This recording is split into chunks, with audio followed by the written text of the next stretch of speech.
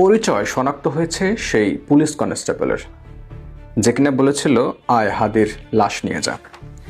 ওই ছেলেটার নাম হচ্ছে রাশেদ কাজী, তার বাড়ি খুলনাতে বাগেরহাটে, এবং তিনি বাংলাদেশ পুলিশে জয়েন করে 2023 সালের ফেব্রুয়ারি মাসের 8 তারিখে, এবং তাকে ডিএমপিতে নিয়ে আসা হয় বা ঢাকায় নিয়ে আসা হয় 2025 সালের 16 এপ্রিল। 29 আগস্ট তাকে রাজারবাগ পুলিশ লাইন্সে রিজার্ভ ফোর্স হিসেবে রাখা হয়। সেখান থেকে আজকের যে ঘটনা আপনারা দেখলেন, সেখানে যারা আন্দোলনকারী ছিল তাদেরকে উদ্দেশ্য করে বলা হচ্ছিল যে আয় হাদির লাশ নিয়ে যায়।